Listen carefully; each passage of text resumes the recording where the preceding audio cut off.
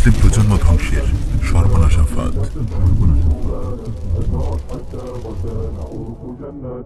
ইসলামের বিরুদ্ধে চলমান বুদ্ধিবৃত্তিক ক্রুসেডে কুফফার বিশ্বের অন্যতম শক্তিশালী মরণাস্ত্র হল নারীবাদ। এটি তাদের দীর্ঘ গবেষণার ফসল। 2007 সালে আমেরিকার কুখ্যাত থিঙ্ক ট্যাঙ্ক র্যান্ড কর্পোরেশন কর্তৃক প্রকাশিত বিল্ডিং মডারেট মুসলিম নেটওয়ার্কস শীর্ষক গবেষণা রিপোর্টে সুস্পষ্ট ভাষায় বলা হয়েছে, ইসলামের বিরুদ্ধে বুদ্ধিবৃত্তিক লড়াইয়ে নারী অধিকারের ইস্যুটি অন্যতম বৃহত্তম রণাঙ্গন এবং নারী অধিকার কর্মীরা অনেক প্রতিকূল পরিবেশে কাজ করছে। মডারেট মুসলিমদের ক্ষমতায়নের যে কোনো প্রজেক্টে লিঙ্গ সমতার প্রচার একটি মোক্ষম হাতিয়ার। কিন্তু কেন নারীবাদ নিয়ে তাদের এত হাঁকডাক? কি আছে এই নারীবাদে? ইসলামকে ধ্বংস করতে নারীবাদকে এত বেশি গুরুত্ব দেওয়ার কারণ কি? আজকের ডকুমেন্টারিতে আমরা এই গুরুত্বপূর্ণ প্রশ্নগুলোর উত্তর জানার চেষ্টা করব ইনশাআল্লাহ। নারীবাদ ও ইসলাম। ফেমিনিজম বা নারীবাদের উৎপত্তি বস্তুবাদ ও নাস্তিকতার কেন্দ্রভূমি ইউরোপে।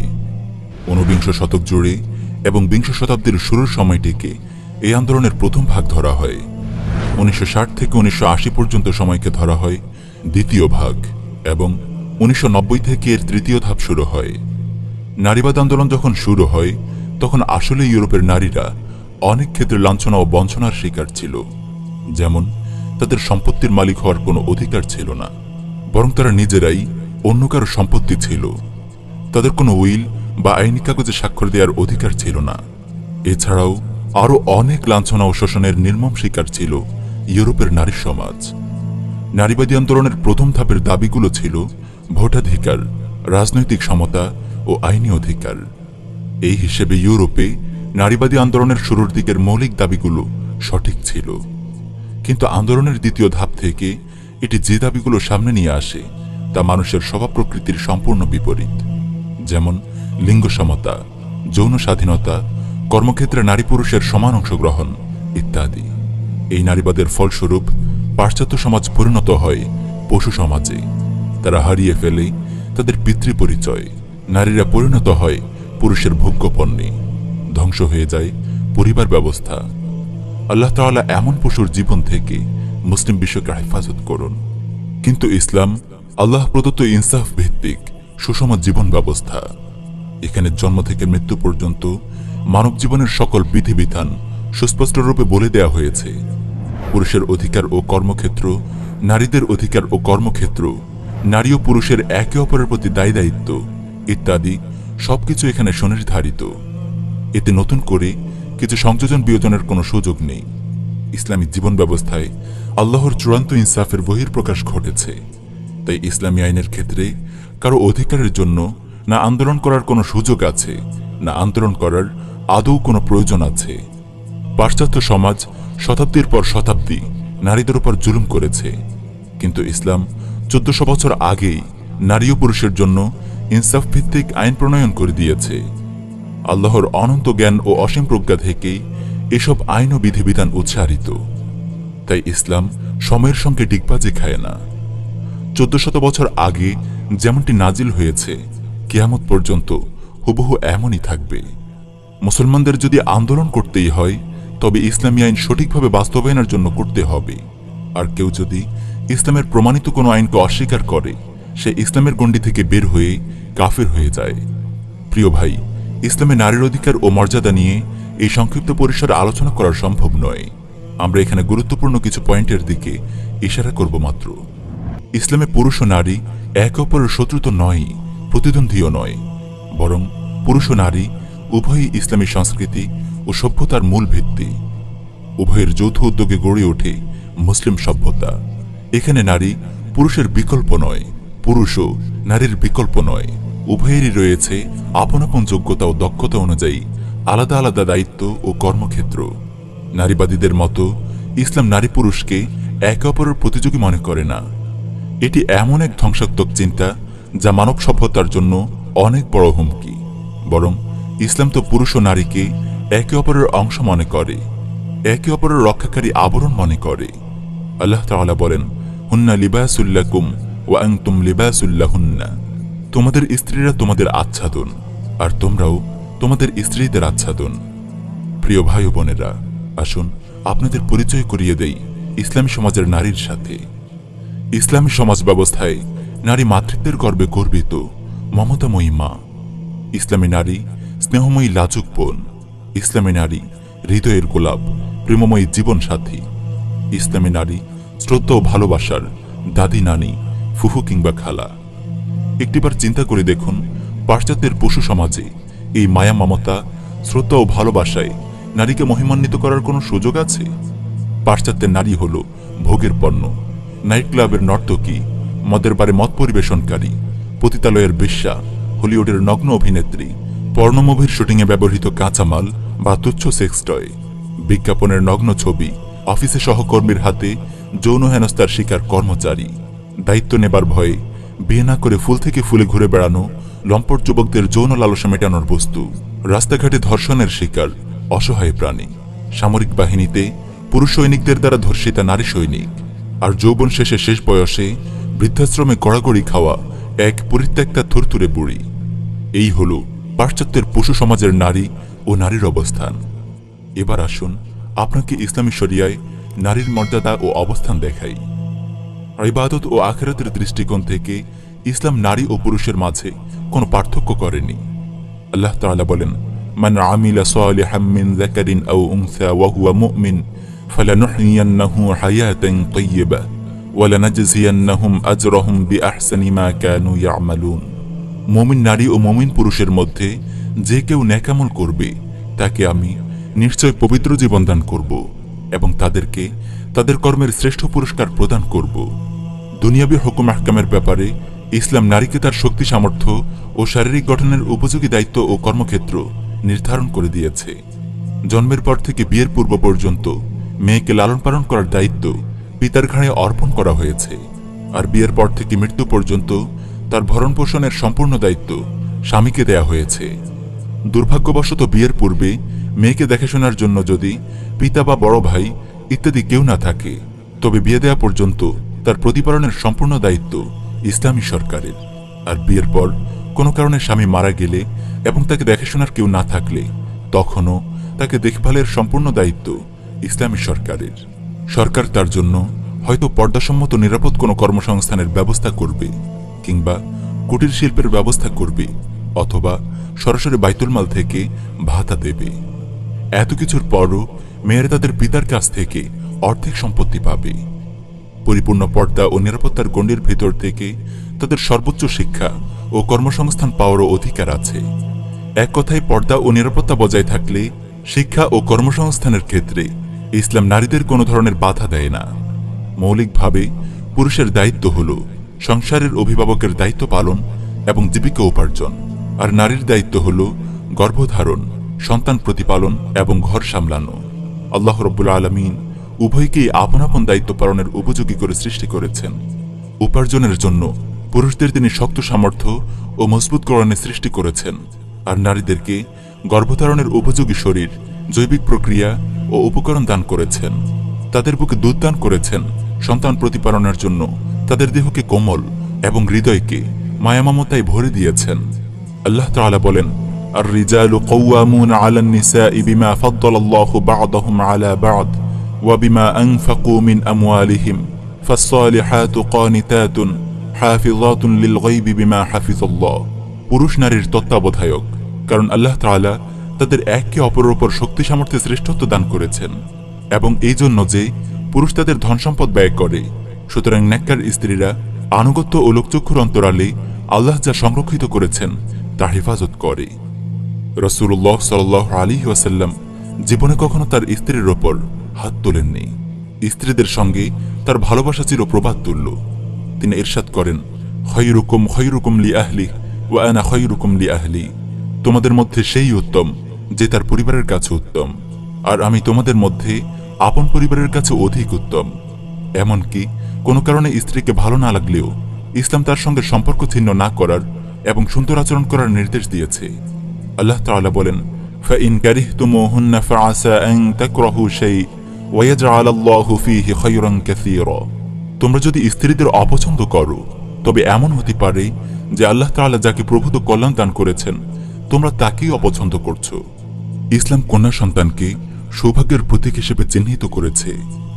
রাসূলুল্লাহ সাল্লাল্লাহু আলাইহি ওয়াসাল্লাম ইরশাদ করেন, মান আলা জারিয়াতাইন হাত্তা তাবলুগা জাআ ইয়াউমাল কিয়ামাতি আনা ওয়া হুয়া ওয়া দাম্মা আসাবিআ। যে ব্যক্তি সাবালিকা হওয়া পর্যন্ত দুজন মেয়েকে লালন পালন করবে, আমি আর সে কিয়ামতের দিন এরকম কাছাকাছি থাকব। এই বলে তিনি তার দুই আঙ্গুল মিলিয়ে দেখালেন।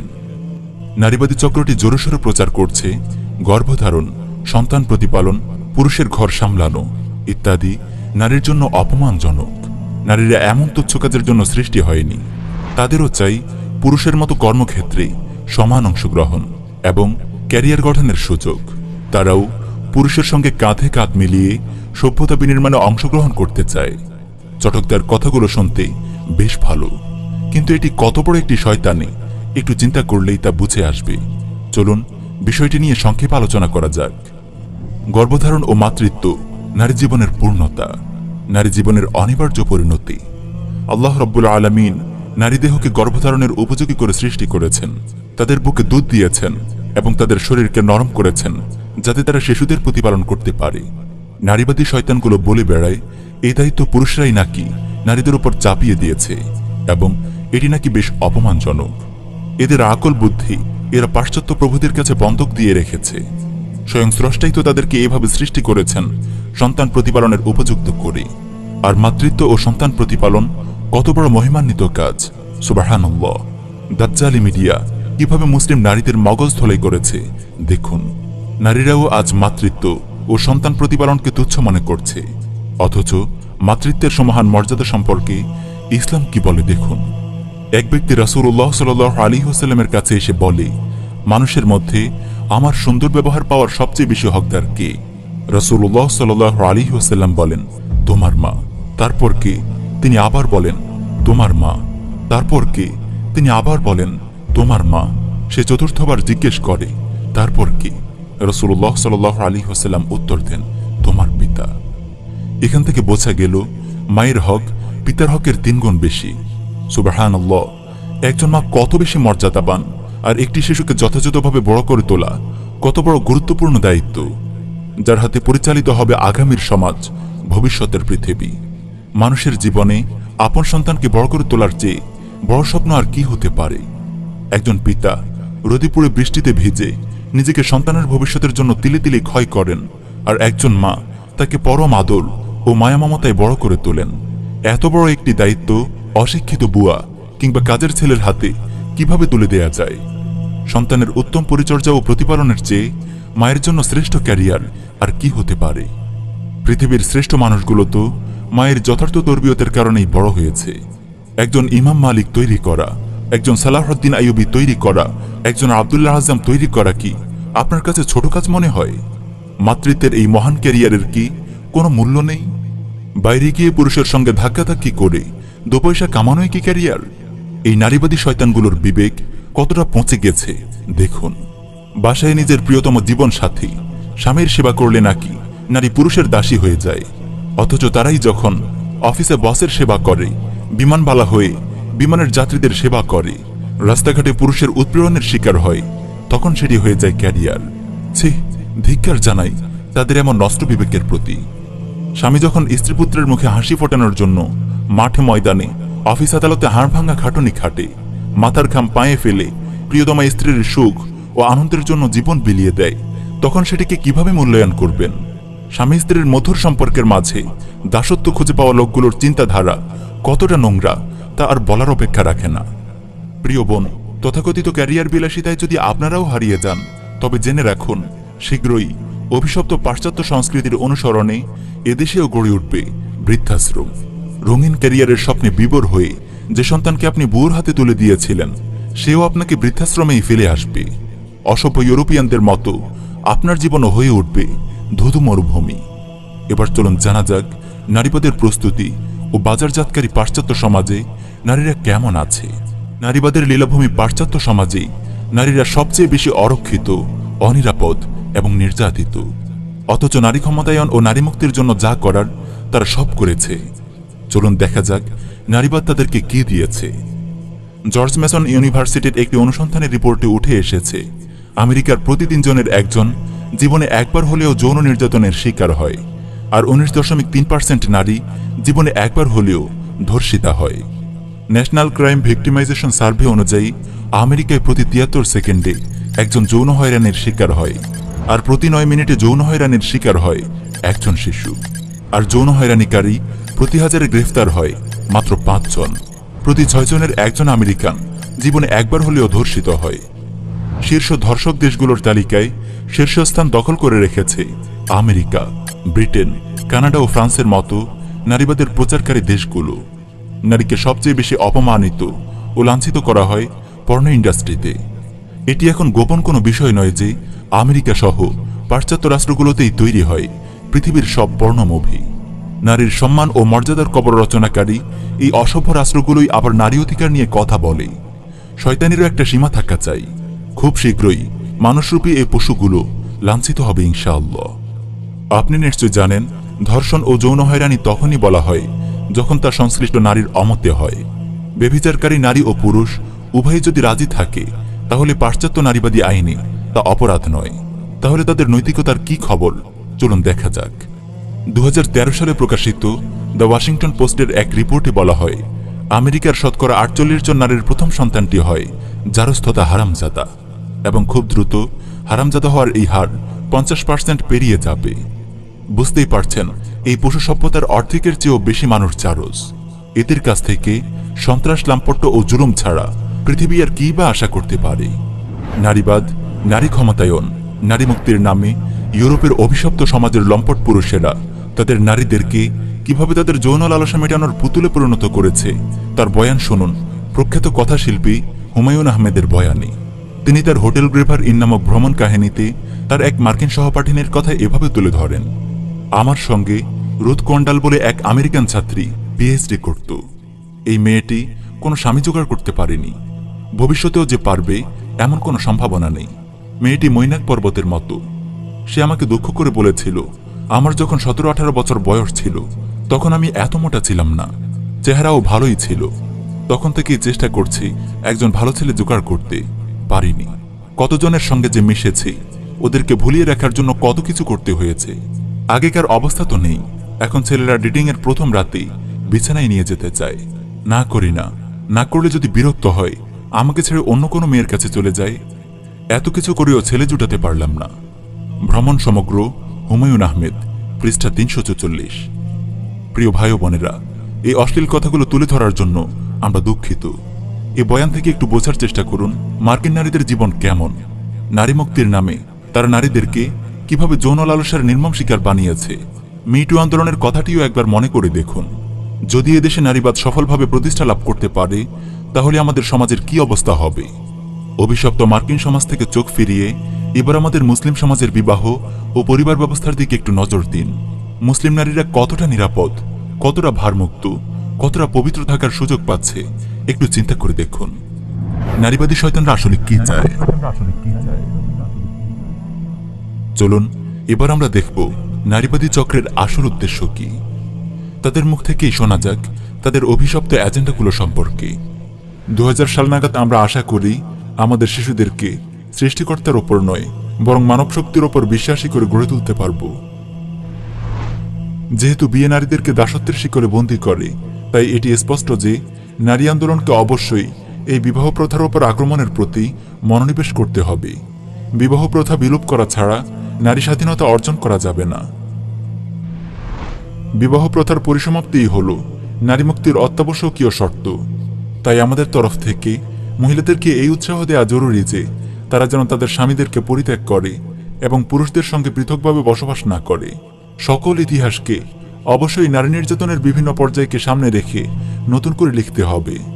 আমাদেরকে অবশ্যই ভোজবাজির মতো চোখের পলকে প্রাচীন নারী ধর্মে ফিরে যেতে হবে। শিশুদেরকে সমতার ভিত্তিতে গড়ে তোলার জন্য আমাদেরকে অবশ্যই পরিবারগুলোকে দূরে ঠেলে দিয়ে শিশুদেরকে সাম্প্রদায়িকভাবে গড়ে তুলতে হবে। আমাদের উচিত পুরুষদের সব ধরনের প্রভাব থেকে শিশুদেরকে মুক্ত রাখা। একটি পরিবার তার শিশু সদস্যদের জন্য সবচেয়ে উত্তম যে কাজটি করতে পারে তা হল তাকে হত্যা করা। সুন্দর আগামী বিনির্মাণে গর্ভপাত বিশ্বের লাখ লাখ নারীর জন্য অত্যাবশ্যকীয়। প্রিয় ভাই ও বোনেরা, তাদের এই বক্তব্যগুলোর সারমর্ম কি পেলাম আমরা? এক কথায় তারা বিয়ে ও পরিবার ব্যবস্থাকে সমূলে উৎখাত করতে চায়। আর মুসলমান হিসেবে একথা আমাদের অজানা নয় যে পরিবার হলো ইসলামী সমাজ ব্যবস্থার একটি মৌলিক প্রতিষ্ঠান। আমরা ইসলামী সমাজ ব্যবস্থাকে যদি একটি পাকা ভবন হিসেবে কল্পনা করি, তাহলে পরিবার হলো সেই ভবনের এক একটি ইট। তাই পরিবার ব্যবস্থা ধ্বংস করে ফেলা মানে ইসলামী সমাজ ব্যবস্থার প্রতিটি ইট খুলে ফেলা। আশা করি বুঝতে পেরেছেন মুসলিম সমাজে নারীবাদ ছড়ানোর নেপথ্যে এদের উদ্দেশ্য কি। নারীবাদের প্রতিষ্ঠা মানে ইসলামের বিদায়। তাই সাবধান বাংলার মুসলিম। বাংলাদেশে নারীবাদ ও সিডাও সনদ। ইসলাম বিধ্বংসী এই জঘন্য মতবাদকে বিশ্বজুড়ে ছড়িয়ে দিতে 1979 সালের 18 ডিসেম্বর জাতিসংঘের সাধারণ পরিষদে প্রণীত হয় সিডাও সনদ। বিশ্বের 186টি সদস্য রাষ্ট্র সিডাও সনদে স্বাক্ষর করেছে। বাংলাদেশের তাগুত শাসক গোষ্ঠী 1984 সালে ইসলাম ধ্বংসের এই সনদে স্বাক্ষর করে। নাউযুবিল্লাহি মিন যালিক। সিডাও এর পূর্ণরূপ হচ্ছে convention on the elimination of all forms of discrimination against women, বা নারীর প্রতি সকল প্রকার বৈষম্য বিলোপ সনদ। এই সনদের প্রথম পরিচ্ছেদেই স্পষ্ট করা হয়েছে নারীর প্রতি বৈষম্য নামে নারীকে যে কোনোভাবেই পুরুষ থেকে আলাদা করে দেখা, পুরুষ ও নারীর মাঝে যে কোনো ধরনের পার্থক্য করাই নারীর প্রতি বৈষম্য বলে বিবেচিত হবে। আর এই বৈষম্য বিলোপ করাই এই সিডাও সনদের উদ্দেশ্য। প্রিয় ভাইয়েরা, বাংলাদেশের তাগুত সরকার ধীরে ধীরে সিডাও সনদের বাস্তবায়নের পথে অনেক দূর এগিয়ে গেছে। নারীবাদের সর্বনাশা ছোবল একের পর এক আঘাত হানছে মুসলিম সমাজে। নারীবাদের মূল এজেন্ডা বিয়ে ও পরিবার ব্যবস্থা ধ্বংসের মহড়া চলছে পুরো দমে। বাংলাদেশের বর্তমান পরিস্থিতি থেকে কয়েকটি উদাহরণ দেয়া যাক। এই সনদের 16 নম্বর পরিচ্ছেদের গ ধারায় নারীকে তালাকের অধিকার প্রদান করা হয়েছে। তাগুত সরকার তা বাস্তবায়ন করেছে, আর বাংলাদেশে তার ফলাফলও স্পষ্ট। পরিবারে ভাঙন শুরু হয়েছে, ডিভোর্সের হার বেড়ে গেছে বহু গুণে। সম্প্রতি প্রকাশিত এক জরিপে দেখা যাচ্ছে ডিভোর্স পেপার যারা জমা দিচ্ছে তাদের 70.85% হল নারী, আর 29.15% হল পুরুষ। নারীবাদের অন্যতম এজেন্ডা মুসলিম নারীদের পর্দাহীন করার তোড়জোড় এদেশে শুরু হয়েছে অনেক আগে। হিজাব পড়তে মেয়েদেরকে বাধ্য করা যাবে না মর্মে আইন পাশ করেছে তাগুত সরকার। পরিস্থিতি এমন পর্যায়ে পৌঁছে গেছে যে বিভিন্ন স্কুল কলেজে হিজাব পরা নারীদেরকে ঢুকতেও দেওয়া হচ্ছে না। এ নিয়ে উম্মাহ নিউজ চ্যানেল থেকে আমরা একটি নিউজ স্টোরিও শেয়ার করেছি, যার নাম আইডিয়াল স্কুল ট্র্যাজেডি, তাগুতি শিক্ষা ব্যবস্থার স্পষ্ট প্রতিচ্ছবি। ডিসক্রিপশনে লিংক দেয়া আছে, প্রয়োজনে দেখে নিতে পারেন।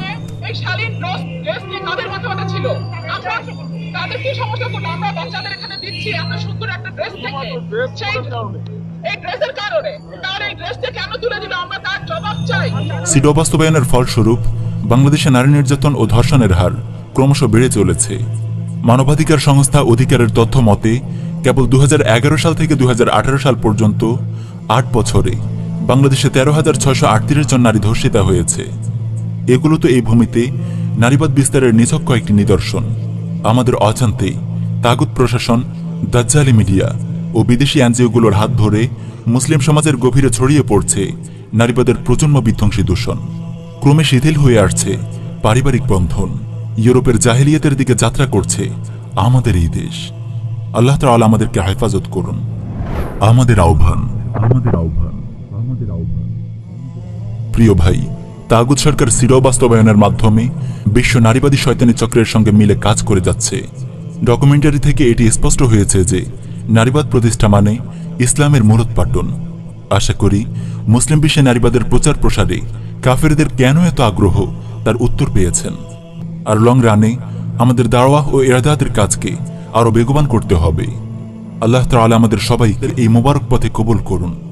আমিন ইয়া রাব্বাল আলামিন।